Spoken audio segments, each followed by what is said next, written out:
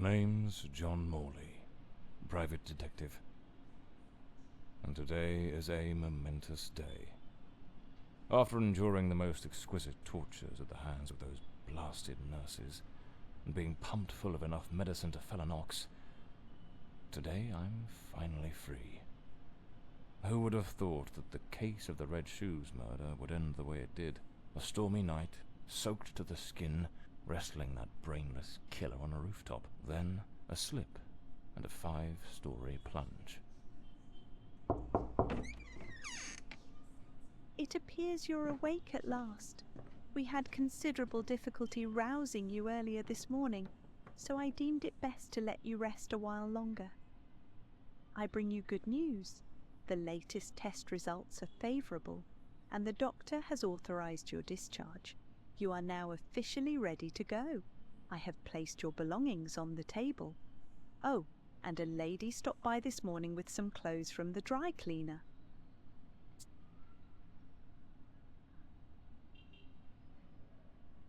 I've been having nightmares. The doctor has prescribed some medication that should help address any residual effects. This should assist in alleviating your nightmares. My belongings? I thought everything was already in the room. There are a few valuables and some coins we kept for safekeeping. They are in the box on the table. So I'm better now?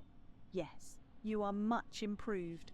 Both your physical and psychological assessments have been satisfactory, and there are no impediments to your returning to your normal life. A woman brought my clothes from the dry cleaner. Was it Penny? I couldn't say. She arrived quite early, before my shift began. I've placed the garments in the wardrobe to keep them from getting wrinkled. Now, if you'll excuse me, I have other patients to attend to. I wish you all the best.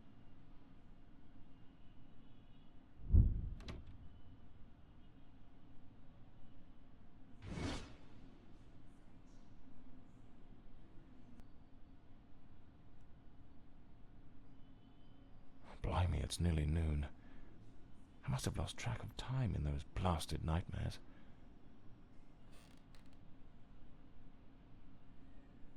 Trench coat and fedora hat.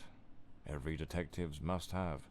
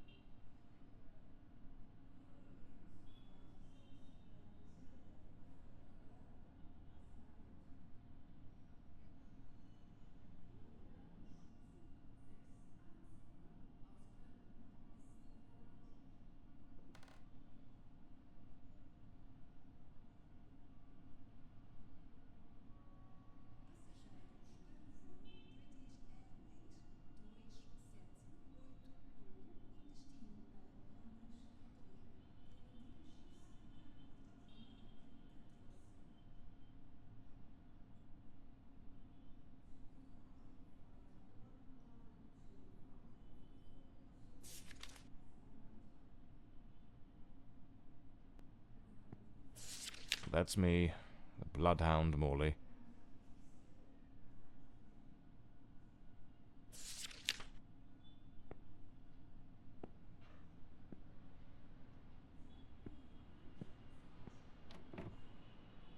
I usually use the Windsor knot. I should get myself a pair of derbies, or brogues, They're much more comfortable. Besides, if I slipped, it was because of those damned hard soles.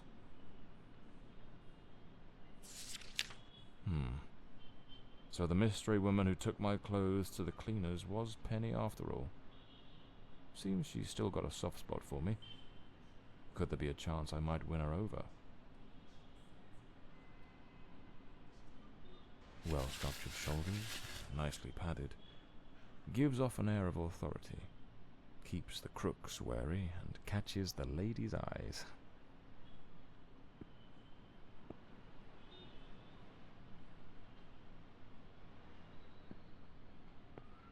These do a fine job of hiding any belly.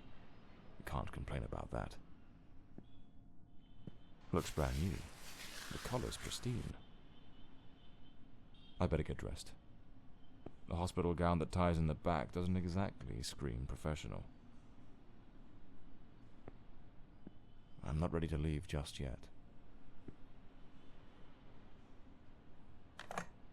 Blimey, what a fool I took onto that rain-soaked pavement.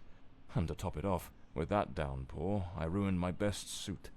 But, well, that's all water under the bridge now, quite literally.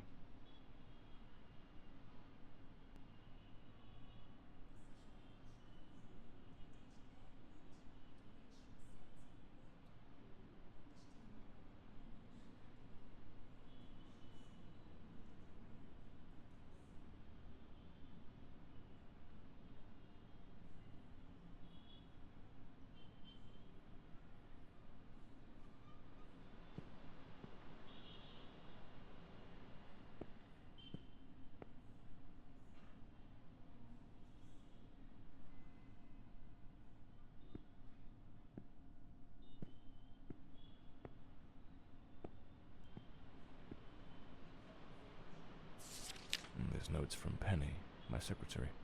She must have left it here a few days ago while I was still under observation.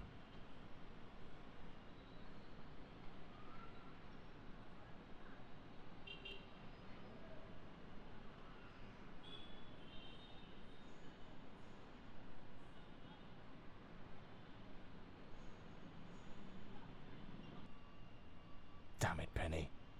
I don't blame her, though. I'm a right mess. I've managed to lose the only two things that kept me grounded. Her sound advice, always spot on, and the faint hope that she might dump Peter and give me a chance.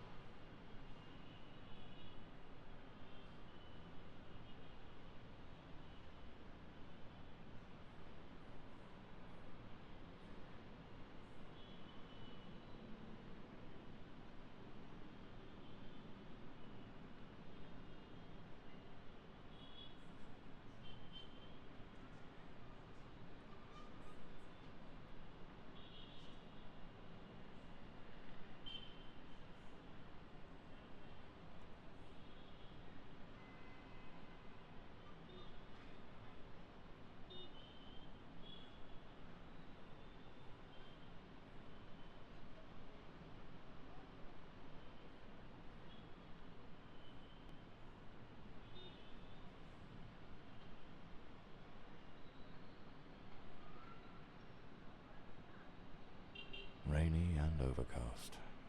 Typical London weather.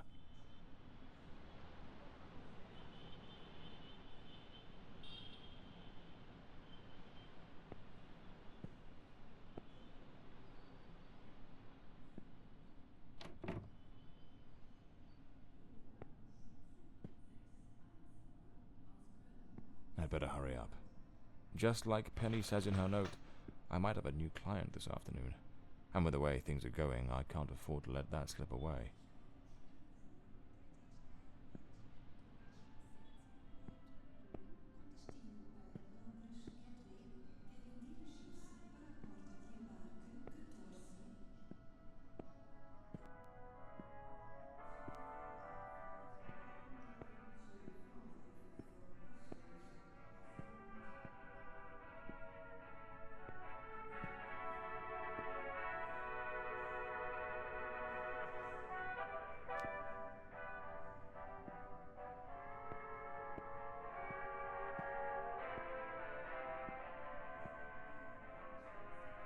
All right, let's get moving. Today's the first day of the rest of my life.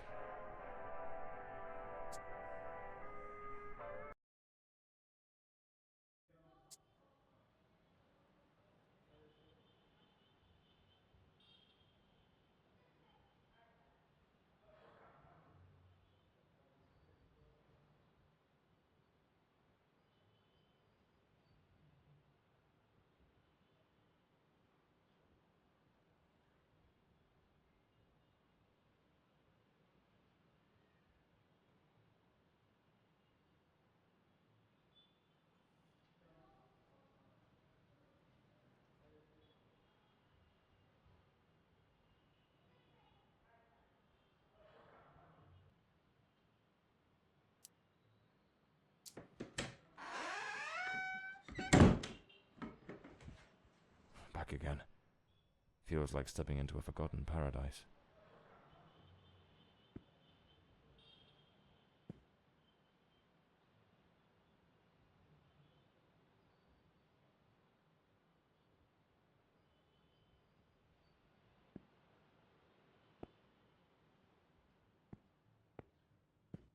Everything has got that same old charm, and yet feels oddly new. This hospital stint's given me a bit of a new outlook. Maybe I'll take it a shade easier from now on, sticking to cases that don't demand a trip to the morgue.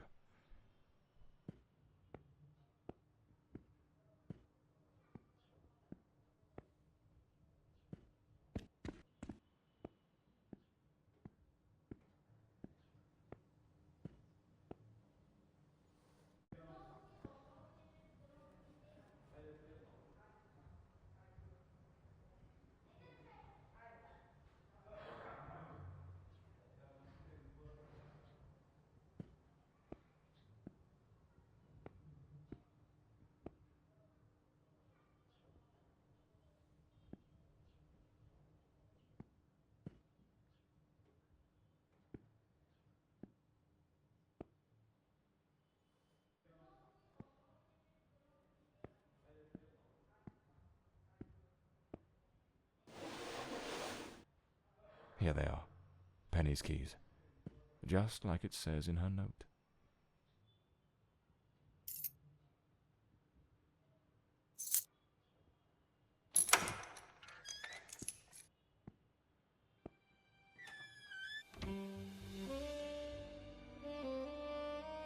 Even the coppers missed it. The slant on the letter E.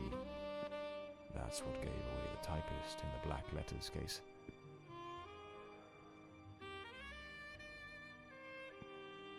My files. Cases, clients, debts. Too many debts. Far too many. This case is worth its weight in gold. Everything you need for a portable lab.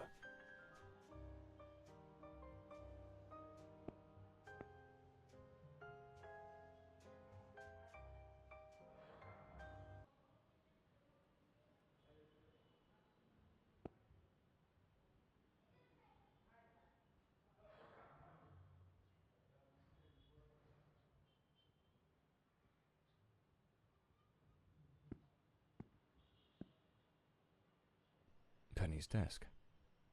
I ought to give her a ring, and try to sweet-talk her into coming back. If this new client brings in some decent dough, maybe I could settle what I owe her, and use a little charm to win her over. So this is Peter. That smug grin's got "Punch Me" written all over it.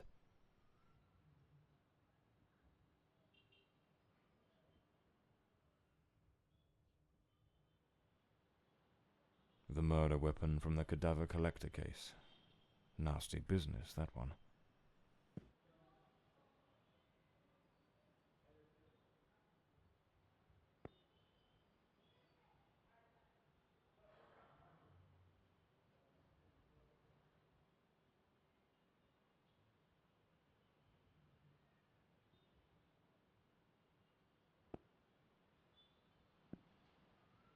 The case of the Red Shoes murder. One of the most complicated I've faced. Finally. Case closed.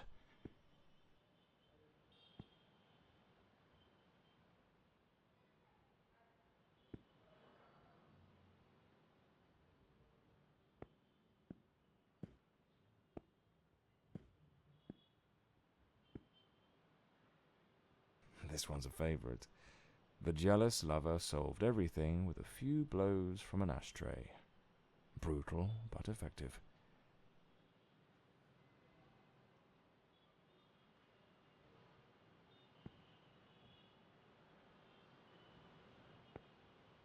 My desk, strangely tidy. Normally it's buried under papers, notes, bits of evidence. Penny must have wanted to leave everything spick and span before she walked out on me. Another one of my cards. But this one has my last name circled.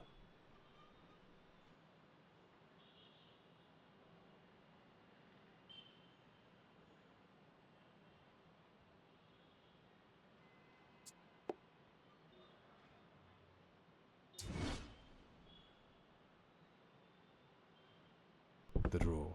It's locked. But there doesn't seem to be a keyhole.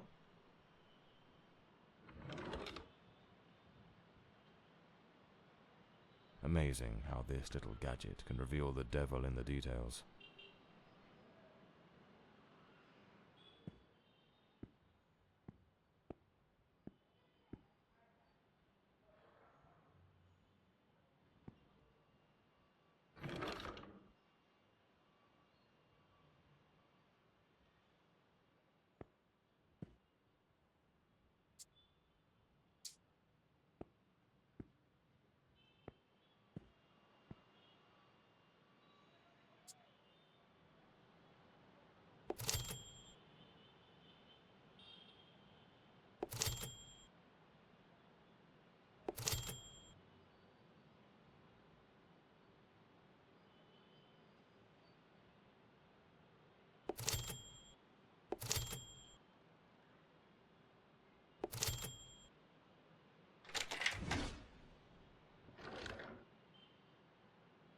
The Scarlet Page.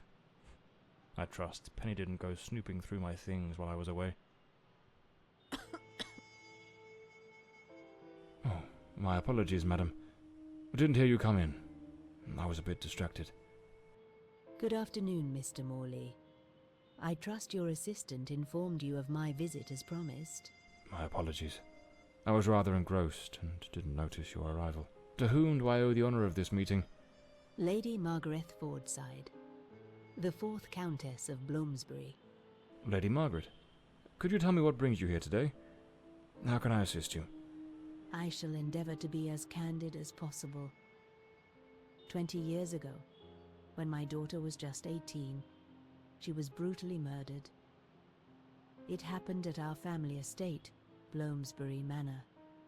Someone slipped into the house unnoticed, and upon reaching her room, delivered 5 fatal stab wounds to her chest, lungs, and heart. The police, eager to close the case, hastily blamed and condemned 2 violent thieves who clearly had nothing to do with her death. The investigation was closed, and justice was never served. I am prepared to offer you £30,000 if you take on this case, and a further £30,000 if you can solve it and bring the true killer to light. Tell me, Mr. Morley, will you accept this case? I understand your distress, Lady Fordside. But before I commit to anything, might I trouble you with a few questions? By all means, Mr. Morley. Ask whatever you must.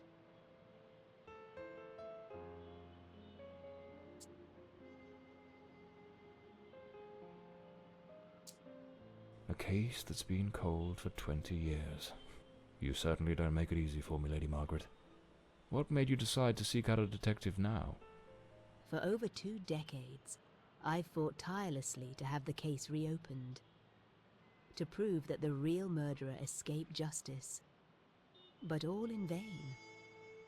Neither solicitors nor well-meaning police friends, nor even journalists hungry for a dark story have managed to uncover anything.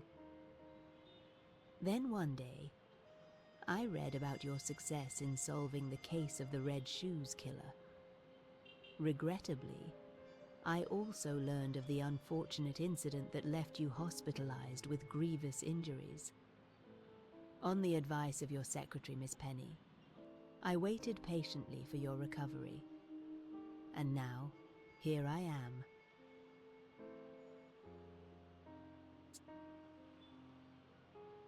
Tell me about Bloomsbury Manor. Do you still reside there? After Elodie's death, I abandoned the estate.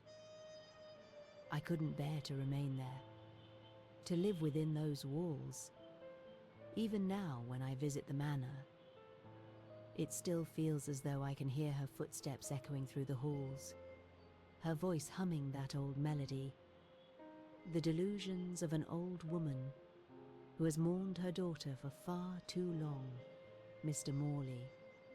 No mother should ever have to bury her child. Should you accept the case, Bloomsbury Manor would likely be the best place to begin the investigation.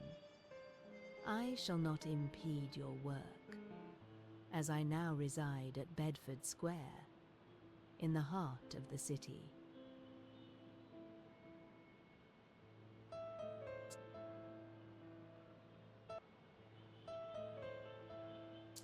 Tell me about the men the police arrested. Why are you so certain they weren't guilty? 2 days after the murder, the police arrested a pair of violent thieves who were terrorizing the county at the time. Though they swore their innocence in my daughter Elodie's death, their criminal record completely undermined their defense. Seizing the opportunity, the police locked them away for their other crimes, and the case was closed.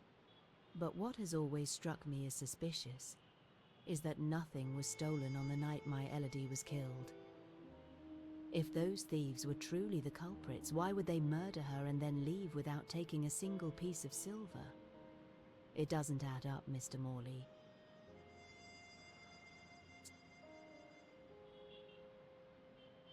Tell me, were there any witnesses? Did anyone see or hear anything? It happened at midnight. The house was practically empty at the time, with only a few servants and a guest who was sleeping in the west wing. I was the only one who might have heard something, as my room was next to hers. Unfortunately, I had taken a sleeping draught and fell into a deep slumber. It is a decision I shall regret for the rest of my days. Well, I believe I have all the information I need to get started. I accept the case, and will begin the investigation immediately. I'm pleased to hear that. My butler will bring you the £30,000 tomorrow morning. Now, if you'll excuse me, I have matters to attend to. Once you uncover the culprit, contact me at once, and I shall promptly deliver the remaining £30,000. Please, Mr. Morley, unravel this harrowing mystery that has tormented me for so long.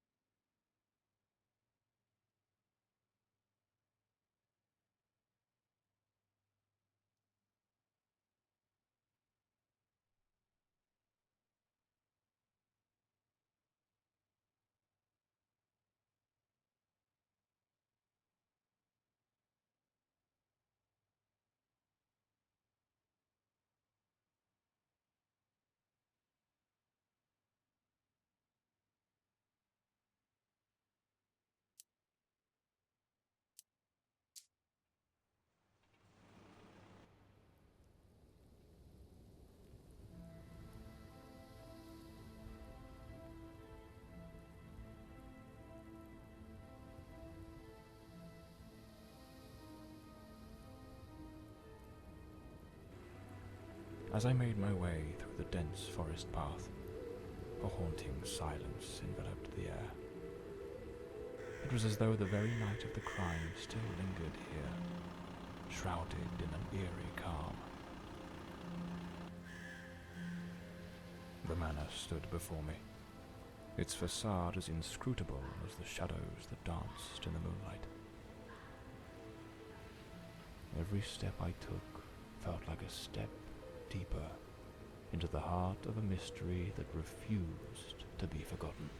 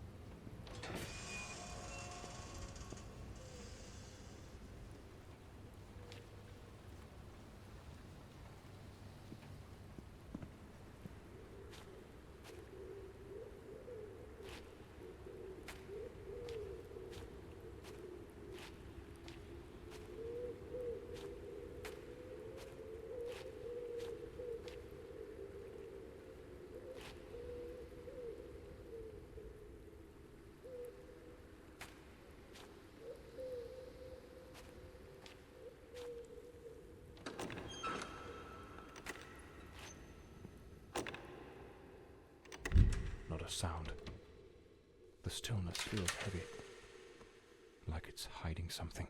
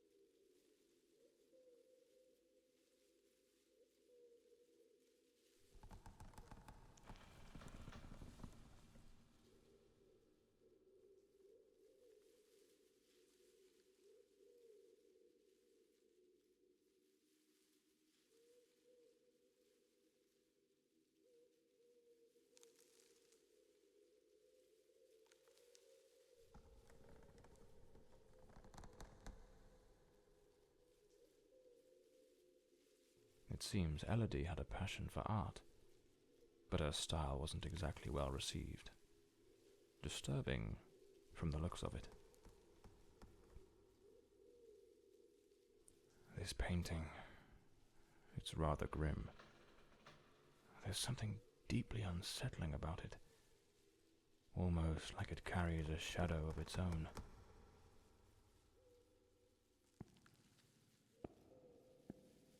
The door's chained up with a padlock. Looks like I'll need to find the key.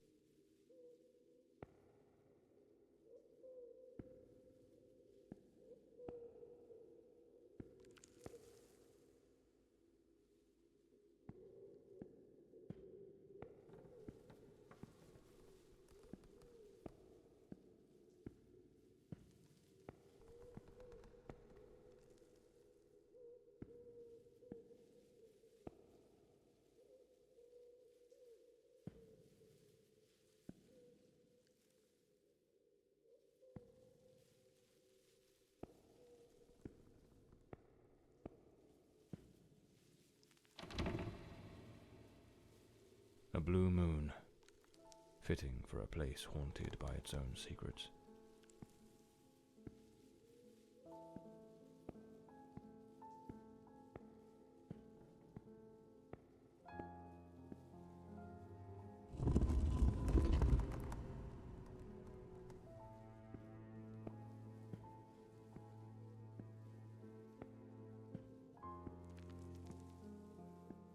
Looks like the Countess left this for me.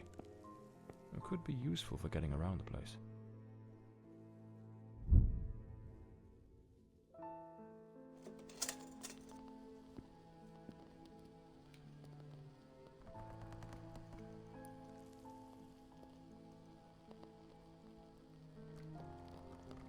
It seems Lord Fordside was a renowned sculptor, though his works were somewhat sinister.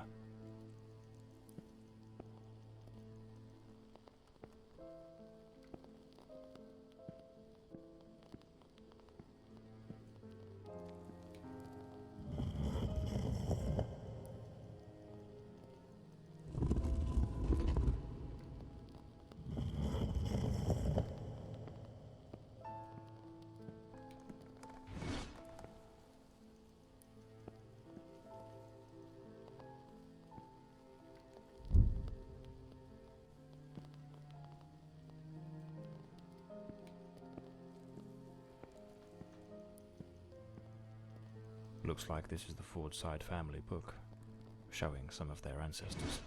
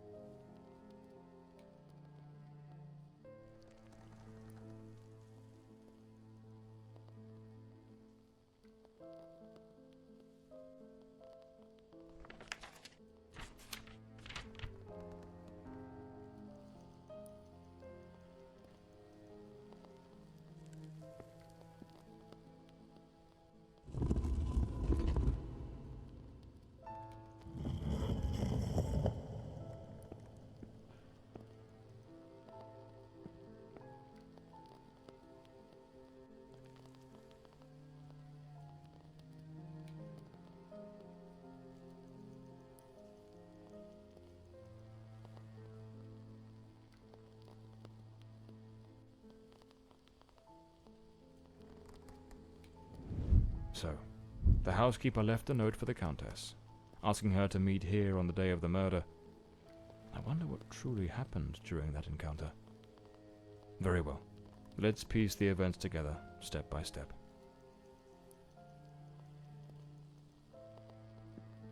A globe resting in a beautiful wooden stand.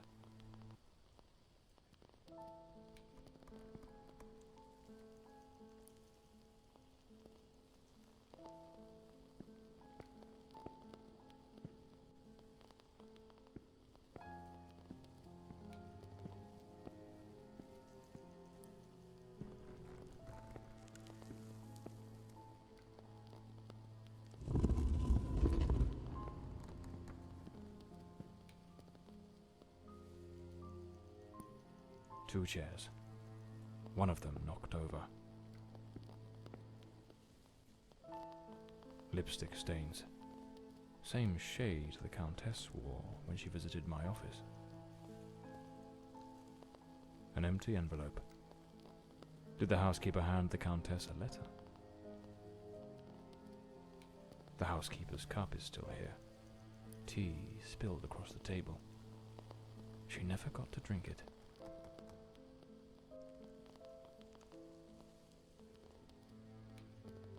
Looks like someone arranged tea in the library that day. It seems they met here. But something went wrong during the conversation. I am very angry. After all these years of service, this is how you repay me? Walking away like this? I'm sorry, madam, but the situation has become unbearable. My bags are already packed.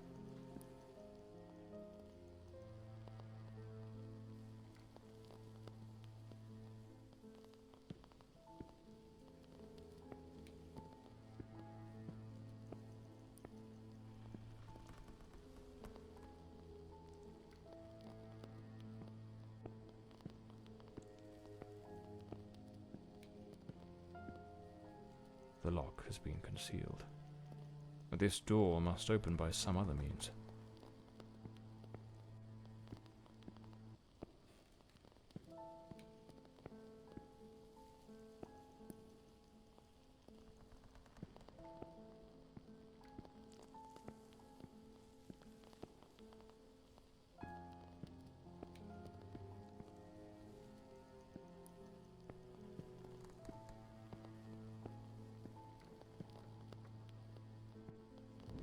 The Countess threw the housekeeper out in a fit of rage.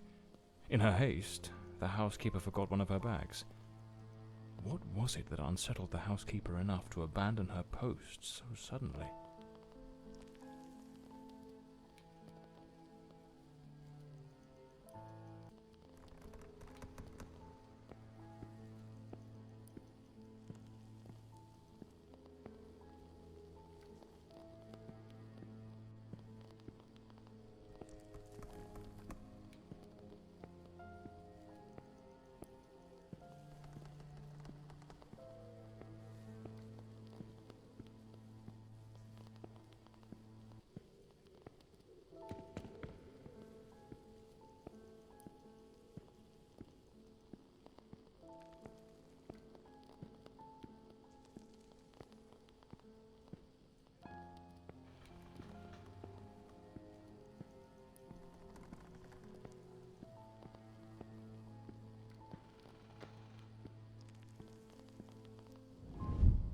Lady Fortside, still seething, burned something in the fireplace.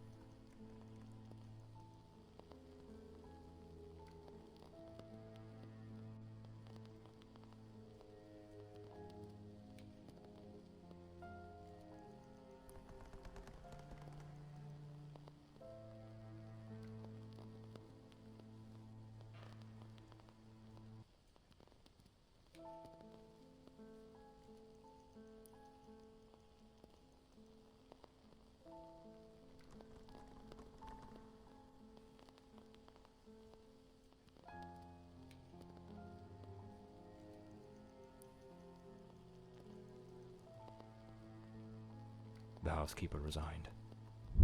Seems something, or someone, troubled her greatly. Enough to break the long-standing family tradition tying her to this place.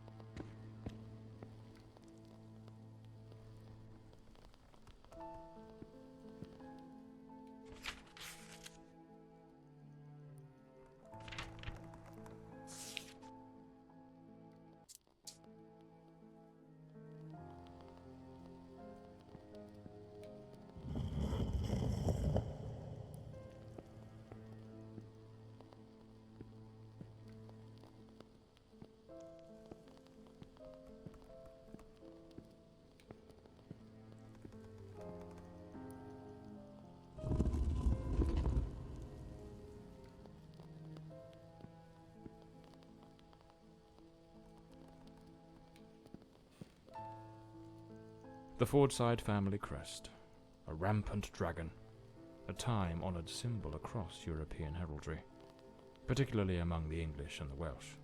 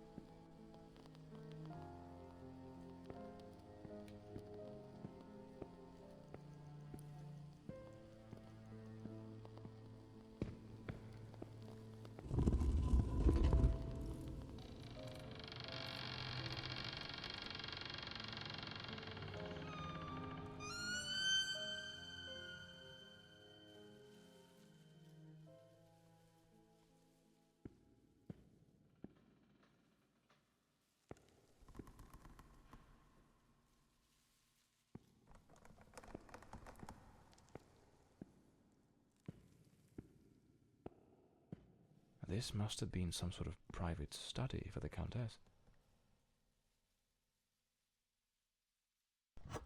Lady Margaret and a young woman.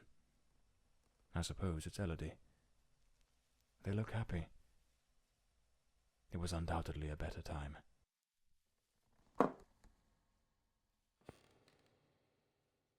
This looks like the key to the main hall. Could be my way into the heart of the house.